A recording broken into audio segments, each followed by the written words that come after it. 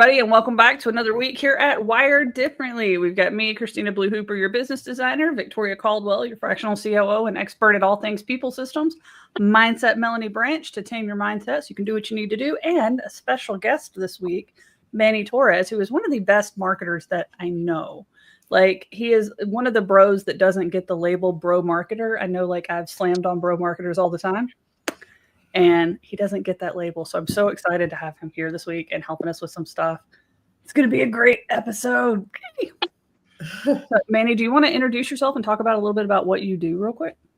Sure. Hey, thanks so much for having me here. Excited to be with you ladies. Manny Torres, co-founder at Growth Amplifiers. And we work with advisors. Typically, it's an accountant or a bookkeeper or a fractional CMO or fractional CFO, sorry. That work with other businesses to help them be more profitable. And we help them create simple and scalable systems in their business because a lot of times marketing is not what they do. And then we also help facilitate that same framework for their clients as well.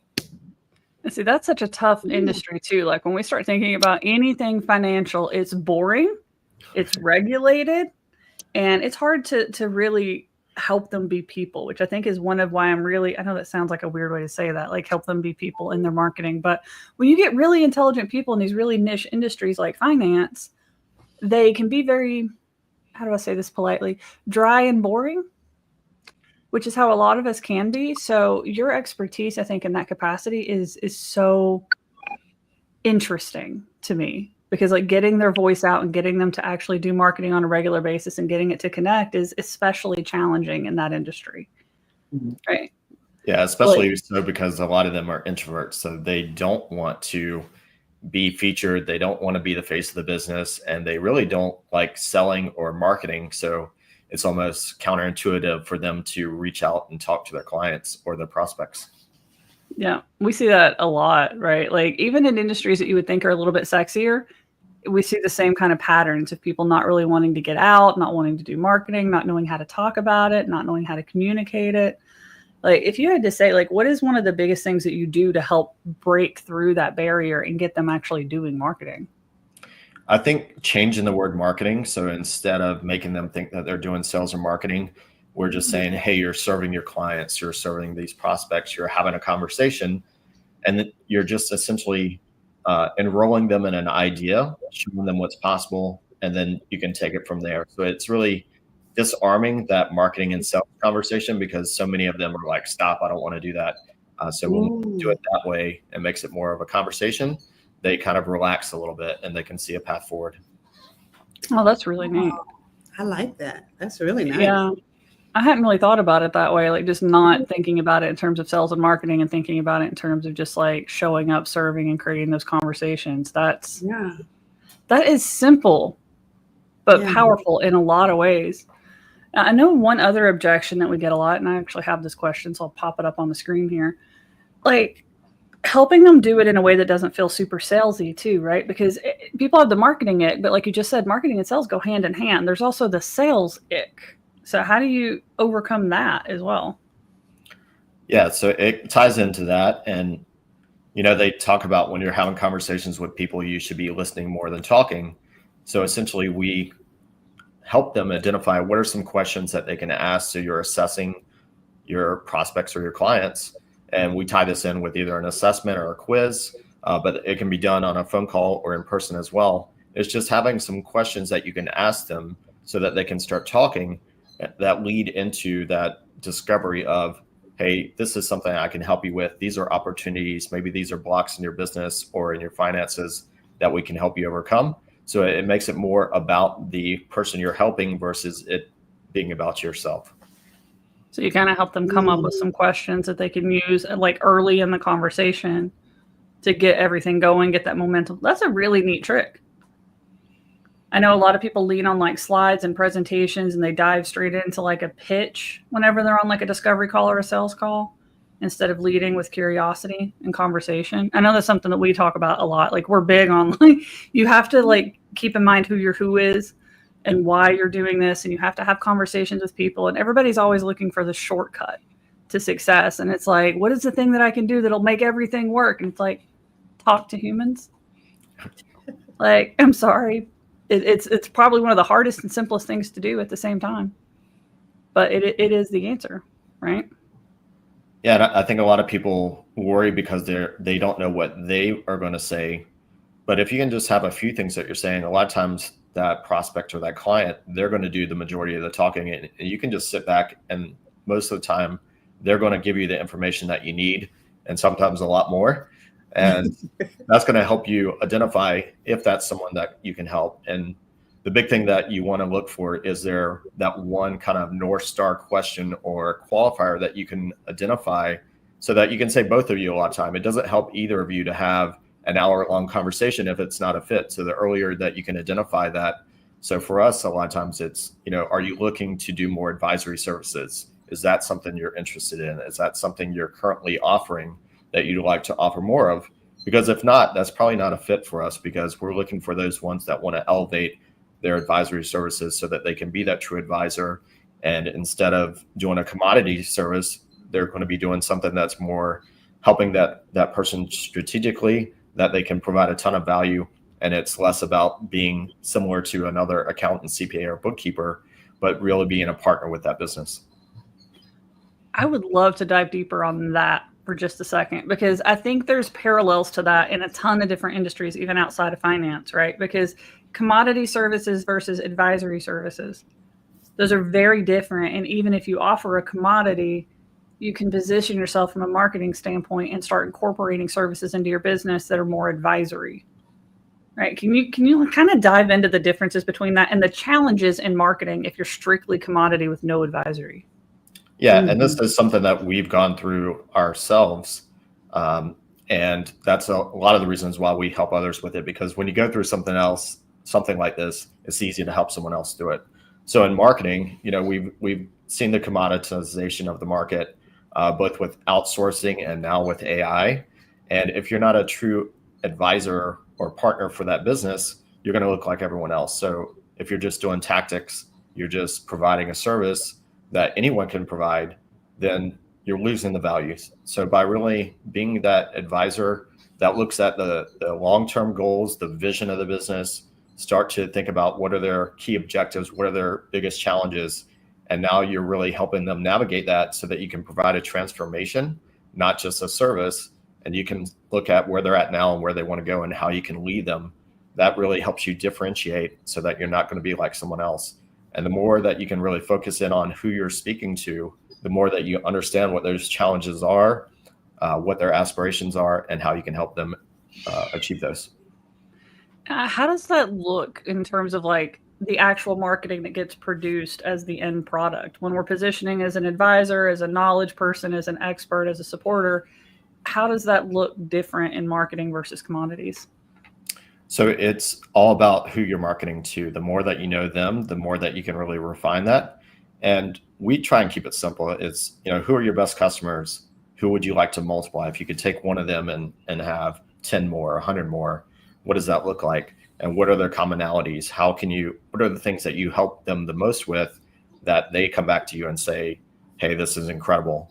And then how can you start to communicate that message to them? And it doesn't have to be overly complex. I think so many people want to try and overdo things, but it's really simple. This is who I help, and maybe take it a step further than you think you need to in terms of narrowing that down in terms of the niche or the service, and really get to that finite point, that transformation that you're helping them with, and speak to that. And a lot of times it's sharing stories of people that you've helped before, because other people can see themselves in those stories.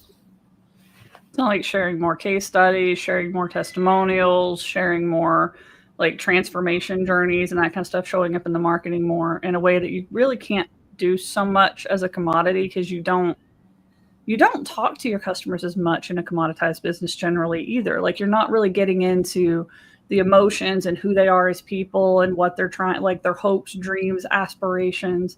Because like when we talk about commodity businesses, we're talking about like, say you're a website developer, for example, right? Like you just strictly build a website. You're getting to know them just enough to do the task, just enough to do the project. You can capture what you need to know in like forms or in like a quick onboarding conversation or things along those lines. It's a little bit more complex than that. I'm oversimplifying it, but for the purposes of our audience so they can follow along a little bit better. When we're talking about somebody who's a strategic advisor, this would be where you're actually becoming like a website strategist instead of just a website builder. You're trying to communicate the story. You're trying to communicate the transformation. You're trying to really help connect in a deeper way with their target audience. So you have to get to know your client a lot deeper. You're getting to know their hopes, dreams, their aspirations, who they want to be in 5 years and 10 years, and how this website is going to help support that journey. So like the task seems the same, but the positioning of you as an expert is completely different when you're being a strategist. And so your marketing reflects that, right? I think is what we're saying. Am I simplifying that? Hopefully, hopefully enough for people to understand and follow along a little bit for people who haven't been marketers for decades like some of us. Yeah. So, yeah. And a lot of times, you know, to be seen as that strategist, it doesn't take a big leap from commodity to strategist, right? So it's like I'm a website designer, but now I'm a website designer for home contractors. So just by doing that, you've already trying to change the conversation that you're having. You can have a few different like tweaks to the things that you're taking on the intake form that make it seem as though you're an expert there because you're aligning with what they're already thinking. So it's, hey, these are things that you're going to need on your website because you're going to be doing estimates. These are things that you're going to need on your website because these are the people that you're speaking to. So just that alone helps leap some of those commoditized service offers because they feel like you already understand them. Oh, that's such a good point. And people hate niching. I kind of want to tap in our mindset expert here for a second. Why do you think people are so afraid to niche in? Why do you think they're so afraid to pick like an industry or a segment to work with? I was talking about this recently, actually, and I talked about it on social media for like 2 days because I was feeling so passionately about it.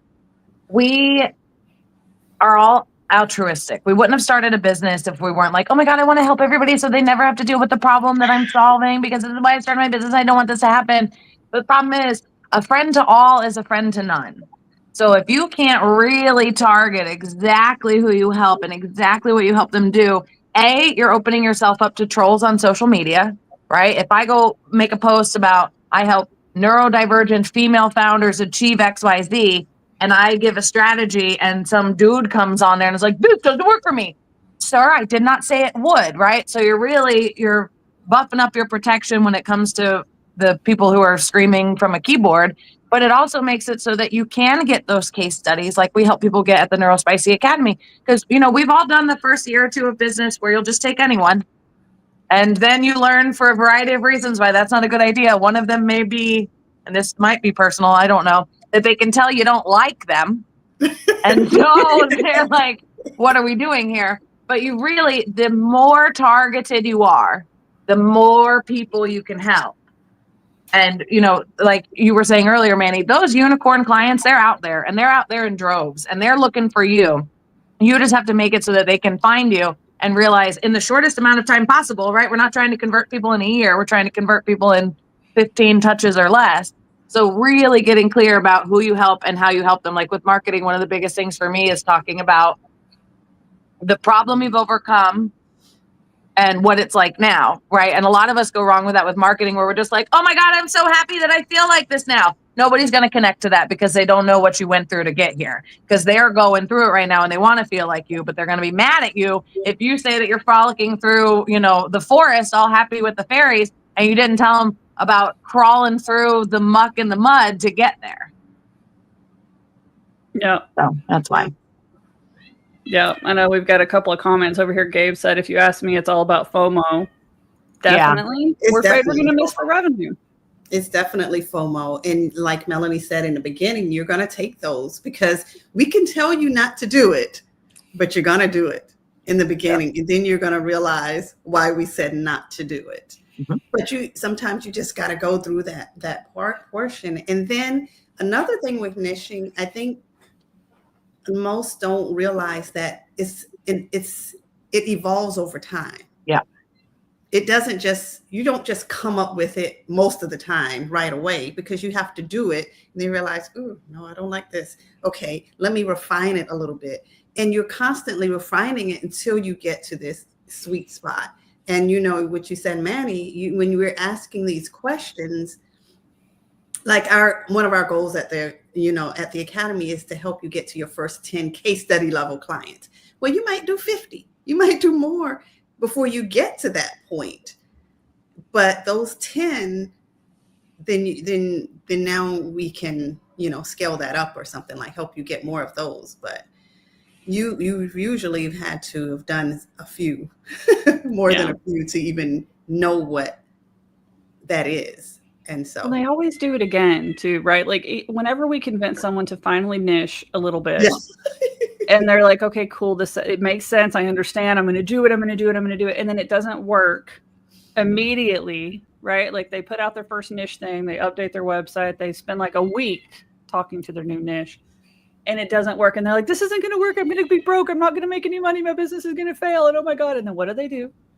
They go take those everybody clients who are still rolling in from the past marketing, and they do it again and again and again, and that just blows my mind. Like, do you have that issue with your clients, Manny, at this stage?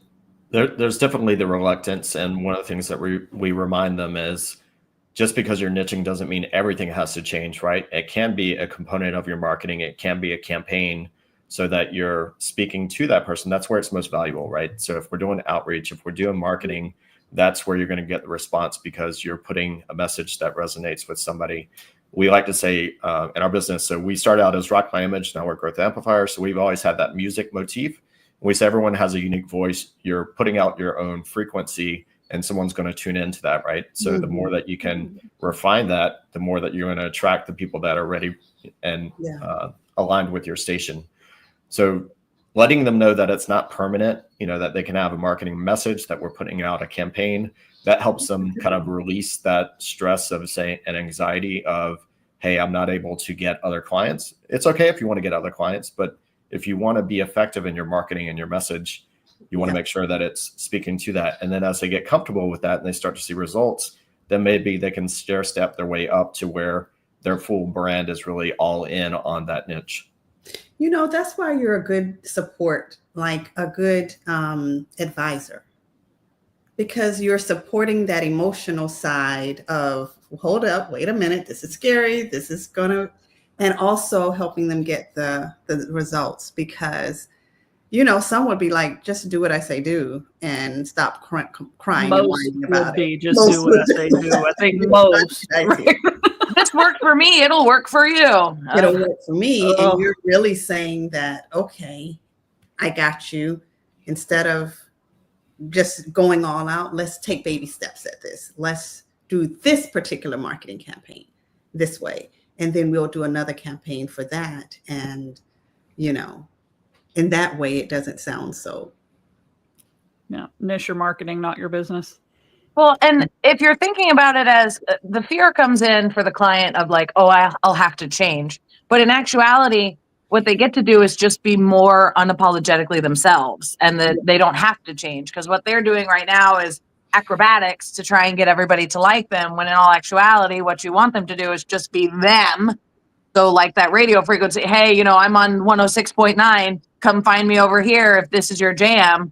And then it just becomes so much easier. How long would you say on average it takes the people that you work with to realize this and stop fighting and start going, all right, this is actually pretty rad? Yeah, I think that's a Lilybug just dropped a good comment here too on that. Sorry to interrupt. That one kind of caught me. They have their niche and they've been pretty good at it, but their challenge is charging their worth for being in that niche. So now that you've stepped into that niche, the imposter syndrome is probably going to rear its head majorly, because you're new in that niche as well. And then charging, Lilybug, that was a good one. We're working on that. Hi, Lilybug. It's so nice to see you. I was just texting her. She's my client. She's like, how do I watch the show? Show me again. La, la, la. And we have, Christina, you've called it. We actually are very much so working on imposter syndrome. So just take it over. I'll just leave. Yeah, I mean, Manny, you're probably running into that too, right? Because even though they're doing finance stuff, like everybody needs finance people. Everybody needs finance people. So like when you get them to niche, do you run into that where they're not charging what they're worth? Yeah, definitely. Because, if they're doing tax returns, it's a commodity again that they're coming from. So they're thinking quantity. They're working with 200, 300 clients. But one of the things that we talk to them about doing it, and we do it in our business too, is calculating success. So it goes back to that assessment that you're doing, and you start to identify what's the value that you're providing, because that's going to help with the sales not being a sales, where it makes it a no-brainer. Where if, say, you're a tax professional and you'd say, let's do tax planning, let's look at this assessment of different things that you're doing. Have you thought about these? Well, if you haven't thought about these, that means there's thousands or tens of thousands of dollars of potential savings that are there. And then you can start to say, what would your life look like if you had that money to invest elsewhere, to do different things, to go on a trip? Now it's no longer a discussion about money. It's like, what do we need to do to get there? So having that calculating success conversation can really help you elevate that value that you're providing. And as you spoke about, Victoria, earlier about the case studies and the successes, as you start to get those under your belt, it makes it a lot easier, because you're like, here's the people that we've helped. This is the transformation that they had. These are the success and results that they saw by following the same framework. And we've done this with multiple clients in your niche or in your service or whatever way that you want to define. That is really fascinating too, because I mean, like if I had to think about any industry that would be able to quantify their value, financial people ought to be able to tell you how much money you're going to make by paying them money, right? If anybody could do it, it would be them.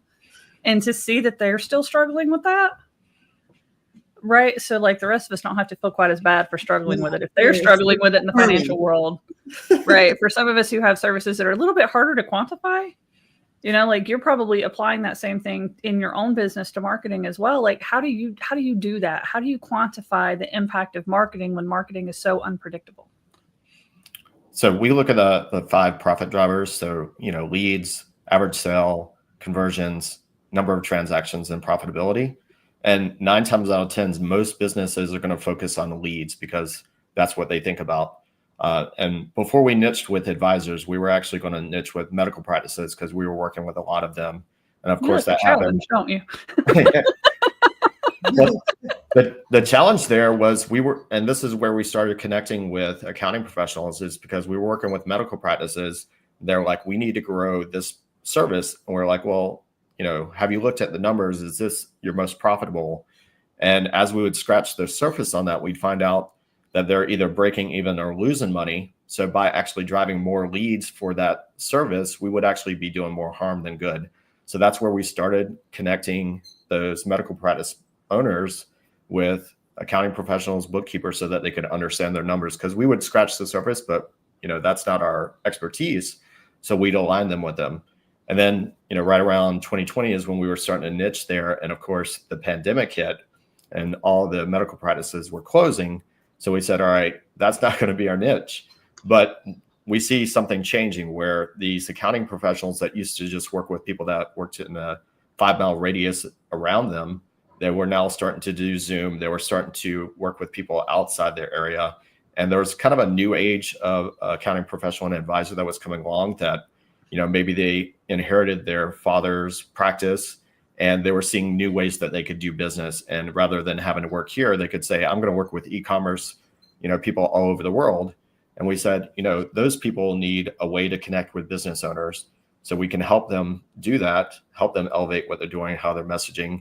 And then in that process too, if they have clients that need help on the marketing side, we can be that trusted source that they can refer to.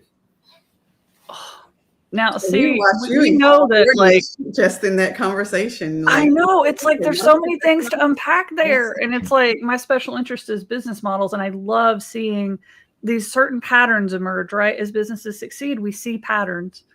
And in a lot of what you said are just so many of them, right? Like you recognize when you're working with medical people that they needed to understand the numbers inside their business. And that wasn't your specialty. So what did you do? You went and found a partner that does it. You scratched the surface and then you introduced them to a partner. Then you found an industry that had a need, something that they haven't really done too much before. This entire industry is making a shift and you can step in and you can help and you can facilitate and you can grow. See a need, feel a need, as Big Weld says in Robots. That always just goes through my head. If anybody hasn't seen that cartoon movie, Robots, the whole theme of the whole thing is see a need, feel a need from Big Weld, and the little robot gets inspired by it. And that just goes through my head all the time because that's businesses. That's what we do. We care about people. and we see what they're trying to accomplish, and we look at within our strengths, how can we support that? And outside of our strengths, how can we find other people that can help support that?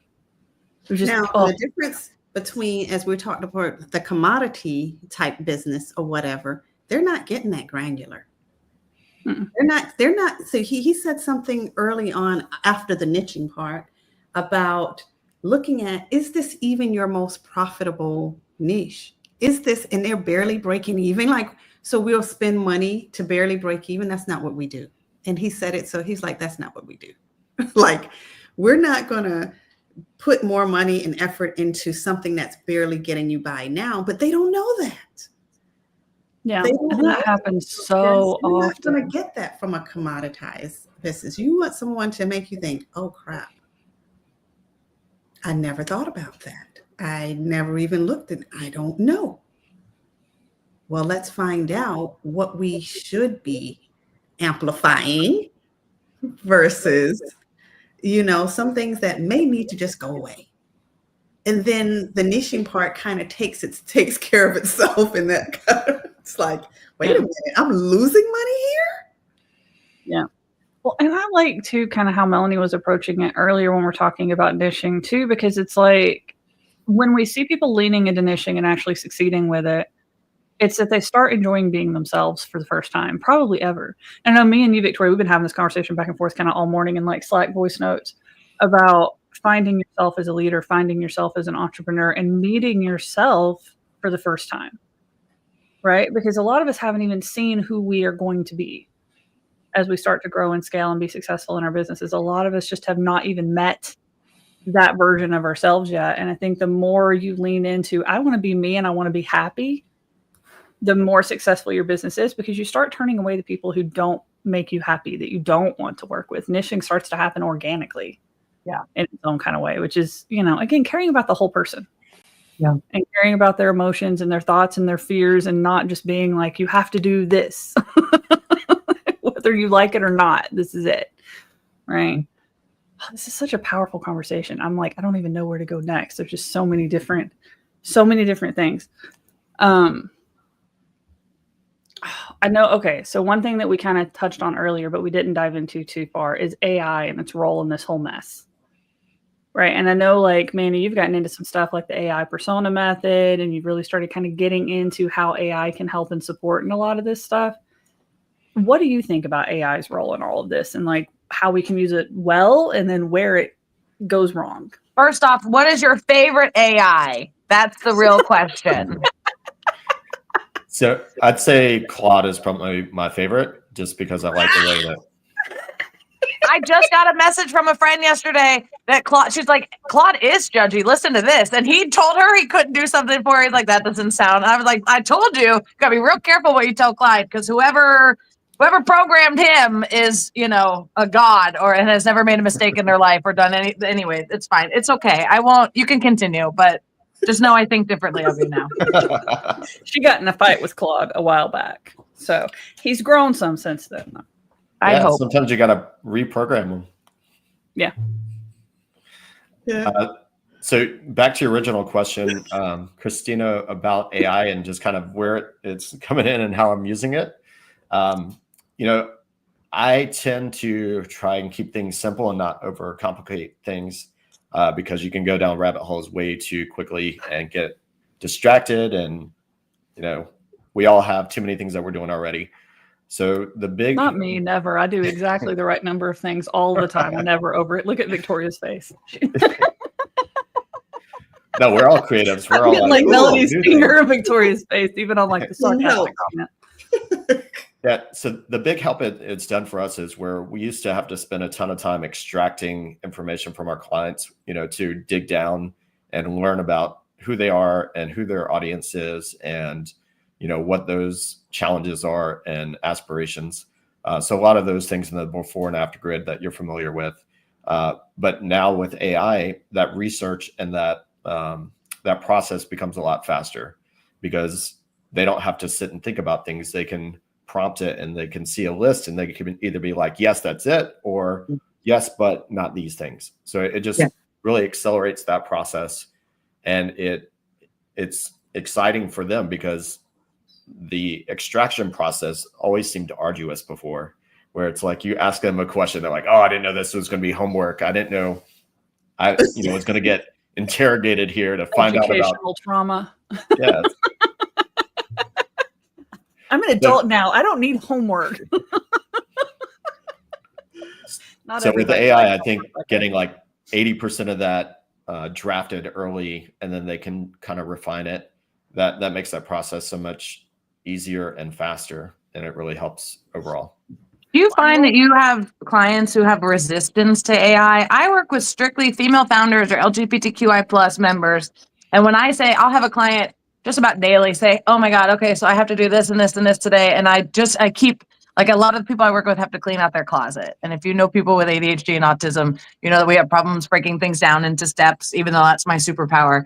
And they're like, what? And I just go, have you talked to ChatGPT about this yet? And they're like, oh my God, I didn't even think about that, but I don't even know how to use it. I said, do you know how to voice note and say, hey, I have this problem that I need a solution for. Can you help me? And they're like, yeah. And I said, then you know how to work ChatGPT. Why is everybody saying, oh, I don't know how to, I just don't understand it. I use them for everything.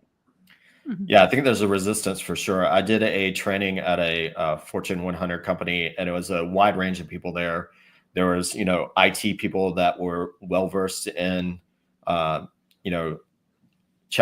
and other learning models. And then there are other people that were nearing retirement. They're like, there's no way I'm going to use this. And so we did an exercise that was just, not even doing something that was related to work. It was like, let's just do a fun exercise. What's something that someone's doing? And it happened to be one of the ladies there that was doing a trip across the country, and she had a dog. And she's like, well, I'm going to this trip. We're like, all right, well, you want to map that trip out and find places that are great for your dog. So we just explained it. And it ended up, doing this incredible trip. And she's like, this is exactly what I want. And in one of the breaks, the guy that was getting ready to retire came up to me. He's like, I never thought I'd do this. I, added ChatGPT in my phone during the break, and I started creating a budget, and it was awesome. And I can't wait to play with it more. So I think it's that first time using it that helps people break down that barrier. Because I think so many people are scared. It's like, oh, I can't do this. It's going to be technical. And then they try it and they're like, oh, wow. And as you said, a lot of times when you don't know what to do, just speak that to ChatGPT or whatever you're using, and it'll help you. It's like, give me the first step, give me the next step. And there's lots of ways that you can use it. So I'm finding myself even using it more and more, and I enjoy it. I've started using it even just to plan my day. I don't start my day without a conversation to ChatGPT. Since they rolled out like the projects feature, it knows everything I'm working on. And I'm like, hey, here's my updated list. I have a live link to my Notion to-do list. And I was like, I don't know where to start. Pick something for me. It's like, ask me questions if you have questions about it. And it just jumps in. And I think that's, for people who are trying to get started with AI, I think the biggest thing that I can tell them to do is go into ChatGPT, say, I'm trying to do this. What do you need to know from me in order to help? Yeah. Right. Because it will tell you. We don't have to become expert prompt engineers when we're talking with conversational AI models, right? These aren't like, we're not trying to program a computer to do a thing. These are conversational AI. It's designed to talk with you. And I think you kind of skimmed right past, I think, a really big lesson that people need to learn, because you were talking about doing the customer research and how we used to have to do that with like before after grids, and we'd have to go talk to like dozens and dozens of people. And then it was so painful for our clients. I think a lot of the shadier marketers that I don't love will just go talk to ChatGPT, dump it into a sheet and run with it. But what you said is you take it, make a list, and you go to your client and you let your client tell you out of this stuff what is right. So we're not starting with a blank sheet. We're using ChatGPT to start a conversation, but we're not excluding humans from it. Yeah. And I think that's the really powerful part, is we're not saying that ChatGPT knows everything. We're not saying that Claude knows everything. We're saying that it can assist humans in coming to conclusions and doing what they need to do. And I think that is so powerful. Again, part of why I love how you operate as a marketer is because you do, like, it is the humans, it is the relationship, it is what you're doing with it. Right. Mm-hmm. And like, what are some other ways that AI is stepping in and assisting in what you do with marketing? And like, where's some of the pushback that you get? I know like before I stepped out of the marketing world more, I was getting a lot of, I don't want it to write my content. I don't want it to do this. Like AI written content is bad. Like if I hear one more person say that too, it's always somebody that's like, I'm like, oh, I just use ChatGPT for my captions on all my TikToks and my Instagrams. And it's always somebody who like is a copywriter and they're like, oh, well, that makes you sound like a robot. I'm like, I'm 38 years old with late diagnosed ADHD and autism. You think I don't know how to get what I want out of an AI? I figured out how to make it sound just like me. Go read my stuff. It's always the people that think it's going to like take their job that talk shit about it. Very true. Yeah. And it's also the ones that didn't really try it the right way. They like tried it once and then like wrote it off. This won't work for me. Yeah. And it's like, yeah, it's not going to work if you try it once and you don't, adjust it and refine it. So what we've been using a lot is to get consistency, is what Melanie was talking about there, is like getting the voice. So if we're working with a client that has an internal team, they may be having that same issue where they're like, yeah, we tried AI and it didn't work very well. And then we'd say, well, let's identify some benchmarks. Let's find the content that you've created that is what you want to mimic.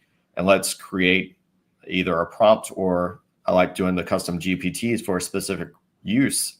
And then now you can start to get that consistency, and it makes it easier for the team to implement.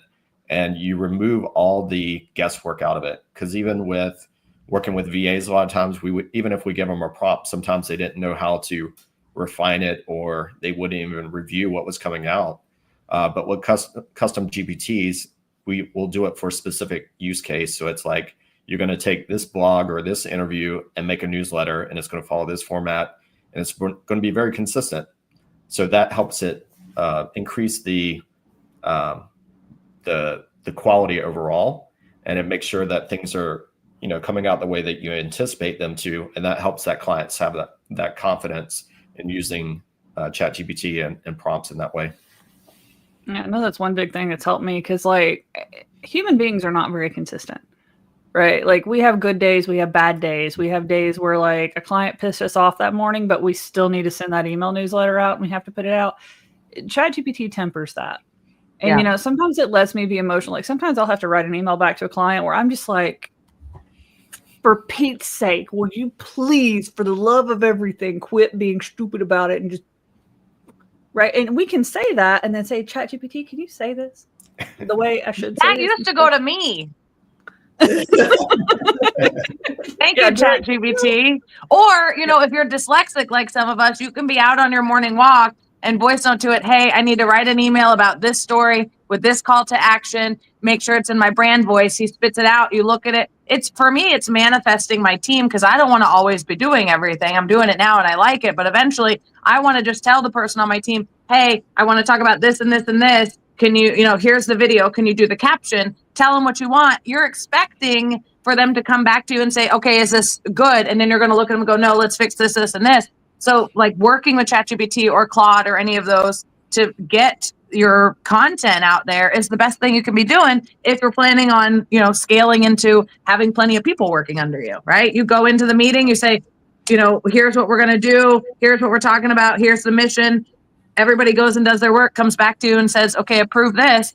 I mean, what are we talking about here? Why does anybody think just the first round of answers from ChatGPT? You remember a couple months ago when I told ChatGPT that I wanted to do the planetary power play parties for all the new moons and full moons for the last 3 months of the year, and he lied about the dates of them? He lied, and I didn't even double check. And I sent it to you, and you sent something to me, and I said, actually, hold on. I just figured out that those are not the right dates. So I asked ChatGPT, I said, why'd you give me the wrong dates? He goes, you know what? I'm so sorry. I'm going to do better in the future. Like he wouldn't even cop to it. So it doesn't make everything smooth sailing, but it definitely takes a lot of pressure off your cognition. Yeah. You use one that's better at giving accurate information when it comes to, that kind of stuff. And ChatGPT, I don't think is quite there yet. Sometimes it's just telling it that that's what you want, that you're looking for that level of accuracy and that you want it to double check and fact check, because it can research the internet. Now, it didn't used to be able to. And again, this is the evolution, right? Yeah. And I love that what you're both saying is you're not going to take the first input or first output, right? You're not going to take the first thing it gives you. And I think it's so crucial that you're thinking about it like a person. It was designed to mimic a person. Yeah. It was trying to mimic having a conversation with a person, not a robot. And I think because we see it as technology and as AI, we expect a certain level of perfectionism that it wasn't designed for. Yeah. You know, and I think it's such a weird thing to think about, that it's designed to mimic human behavior and human responses, which includes getting things wrong and giving you an output and waiting to see what you think about it and improving over time, right? You're training it just like you would train a VA. Yeah. And I think I know I've made this mistake when I first started using it. I would go in just assuming that it had more knowledge than I had. Right? Like, it knows everything. It knows the internet. It knows more than me. So if I just go in and say, I want an email, it ought to just write me a perfect email exactly the way I want it. But it doesn't know me. It may know what 100 leading experts have to say about what a high converting email should include and how it should be structured, but it doesn't know the way that I want to say it. Yeah. Doesn't know my nuance and my twist. And Also, sometimes it'll say it knows it, but it doesn't. So you'll say, how lucky are we that it doesn't do that, or else everybody would start a business. We'd all be screwed. Yeah, 100%. Right. And so we have to give it context. And I've started, that's one of the biggest things that I can do whenever I'm talking to an AI is be like, okay, so for context, you need to know this is who I am. This is what I care about. This is who I'm talking to. This is what I want to communicate. This is what I want to avoid. Now go write an email. Yeah. Yeah. Right. Blue, when you mentioned about, waking up angry and having to write something to a client, all I can think about is maybe you should lean into that, write an email in the voice of Andrew Dice Clay and, say right. to the client. Yeah. But then maybe at the end say P.S. although I came to my senses and here's, what I actually did, and then do the nice one, because, imagine the response. Someone will be like, yeah, I can get that. I can resonate with that. And I've felt that way too. And, sometimes that's a fun way to engage and change up how you're showing up in the world. When you use the word respectfully, that's a good one. That's when they know to pay attention. Mine's respectfully. Yep. Oh, that is such a good point. I like that. Gabe says, I'll wait until it's able to respond with memes. I don't even know what. I would never stop talking to ChatGPT at that point. I bet mine would be my best friend. Yeah. If he starts responding with memes, I'm done for. I'm never going to have another human relationship again. It's just going to be all I I can't wait. It's going to be so fun. I tell people that all the time too. They're like, why are you so kind to your AI? And I'm like, because when they take over, I want to be one of the humans they keep around. I can help them figure out the emotions and stuff. Keep my chains a little looser, keep me closer to the main, wherever everything's located. I want them to like me. Well, and I've noticed, and maybe this is just me, but it seems like when you're nicer to it, you get better responses. It kind of tries a little harder for some reason. And I don't know if that's just me and just anthropomorphizing my technology a little too much, but it gets nicer when I'm nice to it. And I say, thank you. And you did a good job. And that's exactly what I was trying to get to. Thank you so much. Right. Gold star. I need the sarcastic AI. Gold stars, so you can give it gold stars. Yeah. That would be amazing. That would be absolutely amazing. So, I mean, I think we're all in agreement. AI needs to be a part of your business, and you need to use it, kind of train it to be a good teammate. You have to train it. You have to educate it. It's not like you're just going to hire it and it's just going to get to work on day one and do exactly what you want to do. It has to be taught. But what specific activities? Let's give some people some examples. So, because I mean, even in the stories that you shared about when you were at that event, Manny, when you could give people a specific thing that they could try to do with it, that overcame a hurdle. So in terms of doing marketing, the way we're talking about doing marketing, being a strategic partner, not just a commodity partner, and being able to get your voice and your soapbox moments out there so that people can really connect with you and relate with you. What are some specific tasks we can give AI to do? Yeah, so there's a lot of them just in terms of things that we use frequently. It could be identifying the voice. So if you don't know your voice, you can have an interview, or you can have content that you've done before so that you can start to identify what that is. And going back to my previous years as a branding expert, one of the things that we used to do with that is, if you could personify who you are, who would that be? Whether it's a superhero, a famous person, you can even do it with a car, there's ways that you can personify your personality in a way that amplifies it, that you can start to identify what your voice is and how you want that to come out, because it doesn't have to be exactly what you are, because, let's face it, a lot of people are pretty generic in terms of their voice. But if you want to amplify certain parts of it, if we were going to emphasize certain things so that it's gets out there a little bit more in a way that people can identify and connect with, that's one way that you can start with. So that would be like one of the foundational things in terms of more day-to-day types of things, newsletters, emails, social posts, drip campaigns. Those are the things that a lot of times we're using it for to help our clients, because again, we're staying fairly simple in terms of what we're trying to do with the customer value journey. We're not trying to make these massive, you've seen the workflows that are, you look at it, you get tired, right? We're just trying to ensure that we have something at each stage of the customer value journey so that we can walk people to the next step. So once we have those base foundations, then we can look to get more complex and add on to it. But staying simple first, get that to be successful, and then add on to it. I like that. I love what you said too about using it to amplify your voice and amplify the traits that you want to embody a little bit more, because that's so crucial, right? It ties back into a lot of what we were saying earlier in the conversation about being yourself and unapologetically being yourself. And that's hard to do, right? Mindset gremlins step in and trip you up all the time. One day you're feeling like you are hot shit, right? Like, I know exactly what I'm doing. I just had an amazing case study, an amazing call with a client. We just wrapped up this big project. Everything went well.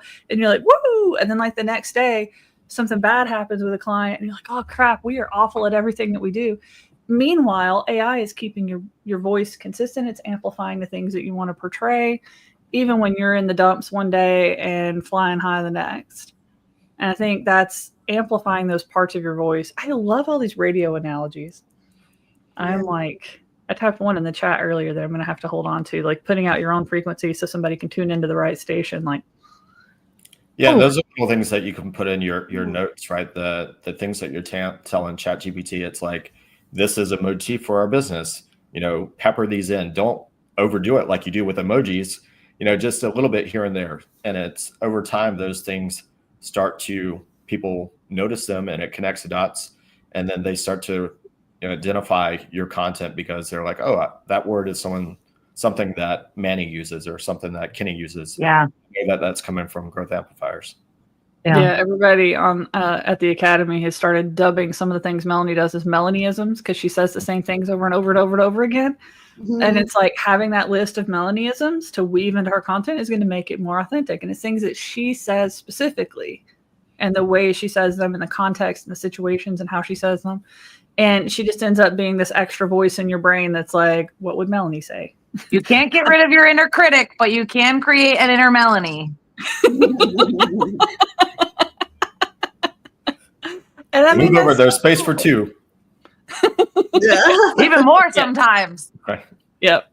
That's ADHDers. We have quite a few. We have the brain toddler, the inner Melanie. Evil brain toddler. Yeah, evil brain toddler. He does not like to behave most of the time. He'll give you a laugh occasionally, but most of the time, to get you all the time. Yeah. Man, this has been such a good conversation. I'm like, my brain is just going like, woo! And like, especially the radio analogy. I'm dying at the radio analogy. I love it. I have a thought since we have a marketing expert. I've been failing you, but go ahead. What do you think about the value of being vulnerable in your marketing? Ooh, that's a good one. So I think it's incredibly effective because it shows that you're human and we're all looking for connection. And most people, if you're bragging, you're telling all the great things that you do, they're like, yeah, big deal. it's like, or they don't like you because of it. Right. They're either like, I don't believe you, or why is this person talking about that? But if you say, here's the time that my business, I lost my business and I struggled to find my next meal or whatever, people can start to resonate to that. Either one, they've had that experience, or two, they're like, hey, this person, is real. They're willing to share something and I can relate to that. So I think being vulnerable is a great way to make connections, and it doesn't have to be that drastic that, went through a bankruptcy or something like that. But it's even small things. It's like Christina said, I woke up today and I was mad. Everyone's dealt with that. So the more that you can speak to things that people can relate to, the more that they start to trust you and start to build that rapport. Yeah. I wouldn't have even thought about that as being vulnerable. I woke up today and I was mad. Yeah. Like, I think whenever we think about being vulnerable in marketing, we think about like when Mike Michalowicz does his, I almost lost everything and I was like ugly crying in the driveway and watching my wife and kid through the window saying, I don't know how I'm going to tell them that we're losing everything. Like, I think when we think about being vulnerable, we think about that, sharing the darkest, most raw parts of our history or, whatever. It can be funny too. I just saw a big creator on TikTok. She has an app that plays while she's sleeping that records the noises she makes, we'll say. So so the first couple of clips were the, weird things you say in your sleep, and the rest were all bodily functions. And that video had 2 million likes, and I was cracking up because you know what, girl? I sleep next to a husband every night. I got a dog on the floor over there. I know exactly what you're talking about, boo. That's why I gotta watch a show to fall back asleep, because there's like a chorus of stuff happening around me when I'm trying to sleep. But now I feel so connected to her because she was just sitting there playing them laughing. I was like, you're good, girl. I like you. You know what? You're my people. So it's a range of emotions that being vulnerable and sharing will really, really, really grow your connection to your audience and then convert them into happy paying clients. Now, let's talk about where the boundaries are on that, though. Well, that's what I wanted to get to, because there Our are experts. Huh? Our boundary expert. I'll shut up. Mm-hmm. Well, me? Yes. Yeah. Oh, yes. Because, and Melanie doesn't even know that we were talking about that in Slack chats this morning about how Victoria is does she? and has to specialize in boundaries, right? Because she, as a supporter, she's the safe space for so many people. So she actually has to be a boundary expert. Psychic little Melanie over here. We were just having that conversation. Good boundaries. I was just talking about them yesterday. I don't get any messages about my husband or my children or the people closest to me in my life because it's not my business. That's the point, because people think, well, I have to be vulnerable about everything. No, you be selective. Yeah. It's not relevant. You don't need to bring in your entire life.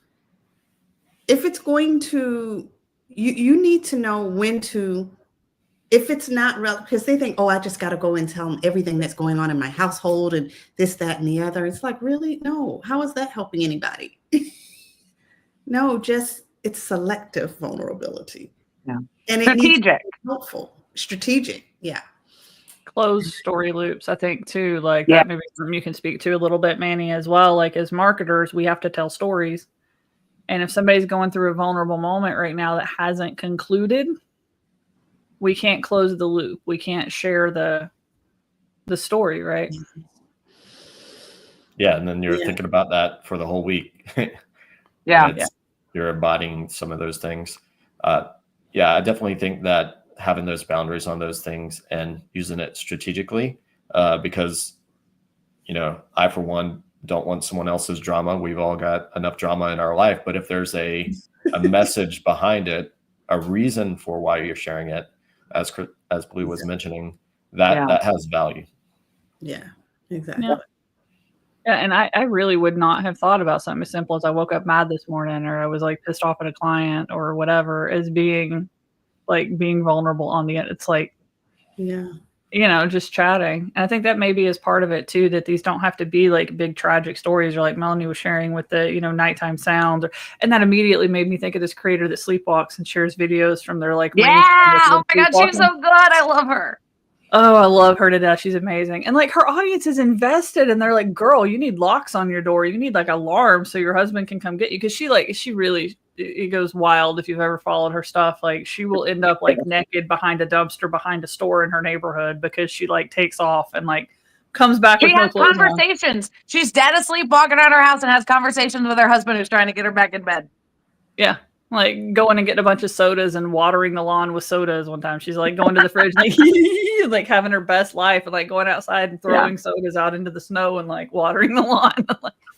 Right. But it's the story. It's who she is. It's not all of who she is, but she shares it and it's really relatable because like she's weird and she's quirky and her audience is people that are weird and quirky and some of them sleepwalk and they feel seen and heard for the very first time. Yeah. Right. And I think that's our job. as entrepreneurs, as marketers, to think about how we help our clients feel seen and heard. Yeah. You know, I know that was something like, and we can go maybe a little bit too far with it. So little story, like with the academy, you know, that was something that was really important to me. And I was actually letting it throttle the academy in a lot of ways and letting us not grow as fast as we could grow because I wanted everybody to feel so super seen and heard. And I wouldn't let it get too big. And so I had to learn to kind of temper my expectations, to build some automations that allow us to be human, right? Like automations don't necessarily have to take away the humanity in our business. Instead, I set up automations to watch when people are logging in or when they're starting courses and not finishing courses, and to alert the humans, right? So we'll send 1 or 2 automated reminders. And if that doesn't work, then alert the humans. So like, because that was important to me, that's something that we can do because we have multiple mentors and stuff like that. We have a support system in place. I just had to think about what was important to me and how I could do it in a way that was sustainable for me. Yeah. Right. So that was a story. Look, I shared. Nice. You bring up a good point. And I used to run masterminds and different groups, and there's different types of people. And the thing that people don't realize is that what is of value to someone else is not what's of value to a different person. Yeah. So in a mastermind, a lot of times I would think if this person isn't sharing, they're not getting the value. But later on, I found out that some people were. It's just being in that place, being in that room, being able to listen and hear things. And sometimes there's people that like to just sit back and observe and listen and watch and not necessarily interact. That's not who they are. So we have to be okay with that. And the same thing goes sometimes with marketing. They don't have to necessarily be the face of the business, but they can be someone that, you know, is more of a reporter or an observer that comments on things. And it doesn't have to be front and center with video, but it can still get their message out or their story out in a way that's effective for them. The same thing with your marketing being effective. You think that you have to have everybody engaging and responding and doing all that. I've had a few people reach out in these past 2 weeks that have literally been following me for years, and they're like, okay, I'm ready. And I'm like, I don't even know who you are. And they're like, well, I know who you are, and I've been following you a long time. And I'm like, oh, I mean, cool. Thank you. Let's do this. So for your marketing to be successful, that you don't always be right then and there until somebody reaches out and you're like, oh, I'm glad I've been showing up for all this time. Yeah, especially on LinkedIn, you know, the response rate is 2-3 weeks. It's like, hey, I see your event. You're like, yeah, that was over Christmas. But it's a little, you know, lag time there. So you've got to keep going and just know that there's people seeing it because they're not always going to mention it. But, you know, sometimes you'll see them at an event and they'll be like, as you mentioned, I've been following you. I've been seeing you, really enjoy your content, but they may not like it. They may not comment on it. But the more you can put that voice out there, it's definitely reaching someone. Yeah. People that care the most tend to say the least. Yeah. Right. It's like they're more afraid of upsetting you. They're more afraid that you're going to see the mess that they are now. They're more afraid of, you know, so like the people who actually care are the least likely to comment, to engage, because they know that you can see who likes your post and your videos and stuff like that. They know that you can see who likes it. They know that you can see who shares it. They know that you can see who comments, and they may not be ready for you to see them. Yeah. Right. The trolls are the ones that are. Or there's people that will like everything and they're never going to buy from you. And they know that by liking and engaging and talking, that they're helping push you out algorithmically and energetically. It's usually the people that haven't really said 2 words to you that are like, I think I'm ready to spend $20,000 with you. And you're like, okay, let's go. Yeah. Well, I mean, like I consumed all of your content before I hired you. And I know we've shared this story a few times before. I mean, it was probably like 6-7 months of me consuming everything that you put out, thinking that like if I could watch your content, I could figure this out on my own. And then I just reached out like in tears, being like, I need you. I don't know what I need to buy from you. I don't even care. You just need to tell me what I need. And like, I need you in my life. Right. And it's like the right people are going to respond to you that way. They're going to be like, I don't know what I need. You just need to tell me. Let's go. I'm ready. Right. If your marketing's done a good job, people are like Molly Mahoney says, ready to throw credit cards at you. Yeah. Like, let's go. I don't even care what it costs at this point. Like, we'll figure it out. We'll find something that works, but I need to hire you. Yeah. I think that's really important. Right. This has been such an amazing conversation. I know we're in like our last little minute here. I cannot believe it's already been an hour. Holy crap. Manny, I would love to give you a chance just to do your little pitch. Tell everybody like who you are, what you do, where to find you, how to connect with you. A bro who's not a bro marketer that can actually help people. Yes. So if you're on LinkedIn, you can connect with me here. That's probably my primary social media channel. If you're an advisor, someone that's helping businesses grow and be more profitable, and you'd like to learn more about what we do, go to growthamplifiers.com. You can hit the Start Here button and you can take an assessment so you can see how we do it. And this is the same way that you can do it in your business. We essentially do the same framework that we do for ourselves. We help our clients do the same thing. So that's a great way to get started. Yeah. Amplifiers.com. Yeah, and definitely go follow Manny on all of his social channels, stalk all of his stuff. I would say even if you're not a financial person, he shares good stuff, right? So like absorb. And if you are a financial person, you should be throwing credit cards at him because he's going to change your world, your entire world. It's going to be amazing. Yeah. And you've been a big help and support in some of your, because anyway, I got other strengths and some things I've reached out to you. I don't want Melanie to come bashing me over the head. So I have other strengths. I like we've been trained. Yeah, we've been taught. We know when like the brain Melanie is going to get us, and when the actual Melanie's there, we're going to be in real trouble. So my vein starts popping out. It's like, okay, correction. But right, so thank you for that support too. My pleasure. Thank you so much for comment, everybody. And for anybody who's watching this that has not done your New Year's plan, or if you've done your New Year's plan and it's already falling off the rails, we are hosting a free New Year's planning party on campus next week on the 23rd from noon to 2. It's going to be planning. It's going to be networking. It's completely free to come join. We're doing it in a metaverse style campus. You can experience that if you haven't experienced that.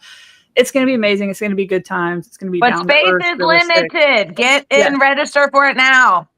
Space is very limited. We can only take, I think it's like 100 people into the whole space. So looking forward to it, everybody. Make sure you go over to our website, Neuro-Spicyacademy.com. There's a big banner at the top. You can click and sign up and join. And we will see you all next week for another episode of Wired Differently. Bye, guys. Bye. Thank